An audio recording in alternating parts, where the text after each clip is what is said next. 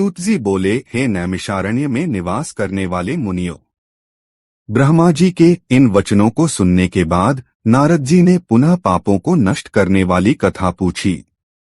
नारद जी बोले, हे विधाता, हे महाभाग, हे महाप्रभो, आपके मुखकमल से कहे जाने वाले कल्याणकारी चरित्र को सुनकर भी मेरी तृप्ति नहीं हो रही है।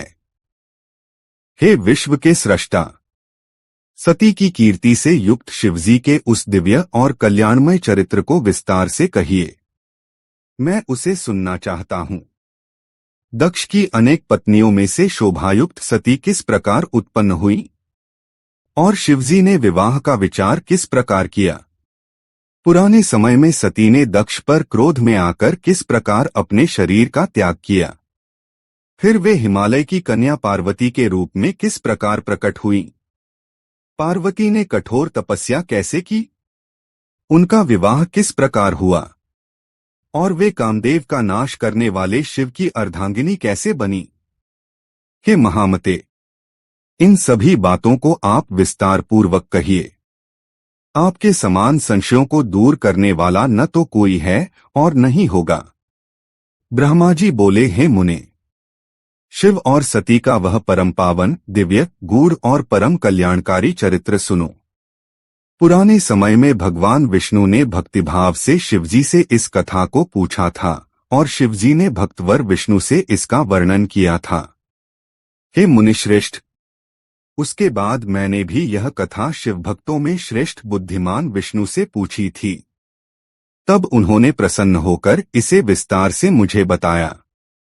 अब मैं शिव के यश से युक्त सभी कामनाओं को पूर्ण करने वाली उस प्राचीन कथा को आपको सुनाऊंगा। प्रारंभ में भगवान शिव निर्गुण, निर्विकल्प, रूपहीन, शक्ति से रहित, केवल चैतन्य स्वरूप और सतसत से परे थे। फिर हे विप्र, वे प्रभु सगुण, द्विरूप, शक्ति से युक्त, उमास्हित, दिव्य रूपधारी, विकार रहित और परात्पर हो गए। हे मुनिश्रेष्ठ, सदाशिव के वाम भाग से विष्णु, दक्षिण भाग से मुझ ब्रह्मा और हृदय से रुद्र का प्राकट्य हुआ। मैं ब्रह्मा सृष्टि करने वाला बना, विष्णु पालन करने वाले और रुद्र संहार करने वाले। इस प्रकार सदाशिव के 3 स्वरूप प्रकट हुए। हे मुनि, मैंने जो लोक पितामह हूँ, उन्हीं सदाशिव की आराधना कर देवता, दैत्य, मनुष्य और समस्त प्रजाओं की रचना की। जब मैंने दक्ष आदि प्रमुख प्रजापतियों और देवताओं का निर्माण किया तो मुझे अत्यंत प्रसन्नता हुई और मैंने स्वयं को सबसे महान समझा। हे मुनिश्रेष्ठ, जब मैंने मरीचि, अत्रि, पुलह, पुलस्त्य, अंगिरा, क्रतु, वशिष्ठ, नारद, दक्ष और भृगु जैसे महान प्रभुता संपन्न मानस पुत्रों की सृष्टि की, उसी समय मेरे मन से एक अद्भुत, सुंदर और श्रेष्ठ युवती उत्पन्न हुई। वह कन्या संध्या के नाम से विख्यात हुई, जो प्रातः संध्या और सायं संध्या के रूप में दिवाक्षांता और जपंतिका कही गई।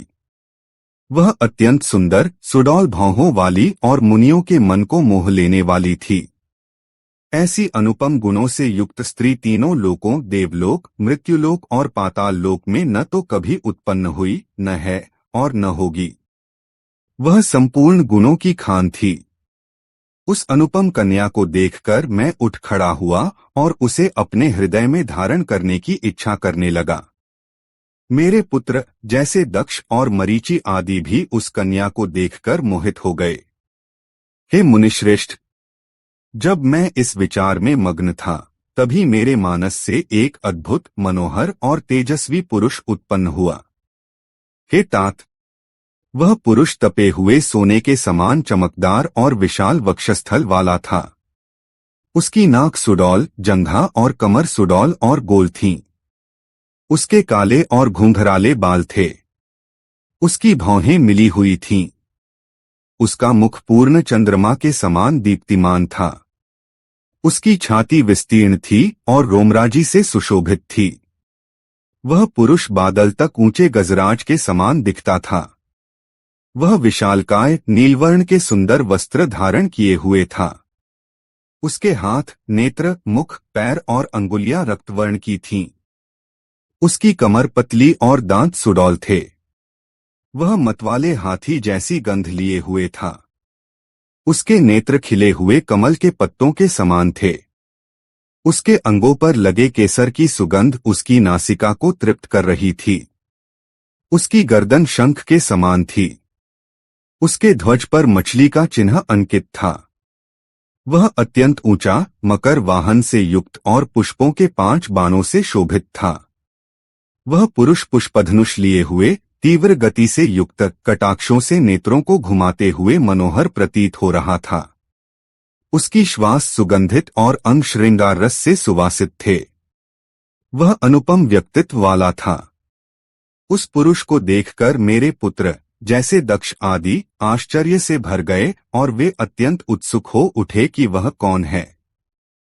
उनके मन वासनाओं से आकुल हो गए और उनका चित्त विचलित हो गया।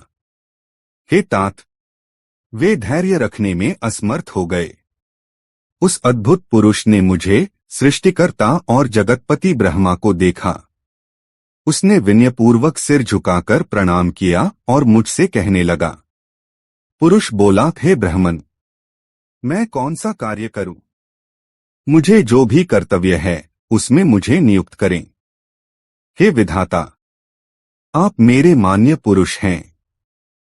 आपकी आज्ञा का पालन करना ही मेरे लिए उचित है और इससे मेरी शोभा भी बढ़ेगी। मेरे लिए जो उपयुक्त स्थान है और जो मेरी पत्नी होगी उसका भी आप निर्देश करें। हे त्रिलोकेश, आप ही जगतपति हैं। ब्रह्मा जी बोले। उस महापुरुष के विनम्र वचनों को सुनकर मैं अत्यंत चकित हो गया। मैं थोड़ी देर तक मौन रहा। फिर मैंने अपने मन को नियंत्रित किया, आश्चर्य का त्याग किया और उस पुरुष के बारे में बताते हुए कहना प्रारंभ किया। ब्रह्मा जी ने कहा, तुम अपने इस अद्भुत स्वरूप से और पुष्पों के 5 बाणों से समस्त स्त्री पुरुषों को मोहित करते हुए सनातन सृष्टि का निर्माण करो। इस चराचर त्रिलोकी में कोई भी, चाहे वह जीव हो या देवता, तुम्हें पार नहीं कर सकेगा। हे पुरुषोत्तम, यहाँ तक कि मैं स्वयं, वासुदेव और महादेव शंकर भी तुम्हारे वश में रहेंगे। अन्य प्राणियों की तो बात ही क्या। तुम गुप्त रूप से प्राणियों के हृदय में प्रवेश कर उनके सुख का कारण बनते हुए सनातन सृष्टि का निर्माण करो। समस्त प्राणियों का विचित्र मन तुम्हारे पुष्पबाणों का सुखपूर्वक भेदने योग्य लक्ष्य होगा। तुम सदा सभी को उन्मत्त करने वाले बनोगे और अपनी शक्ति से उन्हें मोहित करोगे। मैंने सृष्टि में तुम्हारे कर्म का निर्धारण कर दिया है। अब ये मेरे पुत्र तत्वपूर्वक तुम्हारे नामों का वर्णन करेंगे और तुम्हारी महिमा का विस्तार से वर्णन करेंगे। ब्रह्मा जी बोले, हे सुरश्रेष्ठ, ऐसा कहकर मैंने अपने पुत्रों की ओर देखा और क्षण भर के लिए अपने पद्मासन पर बैठ गया।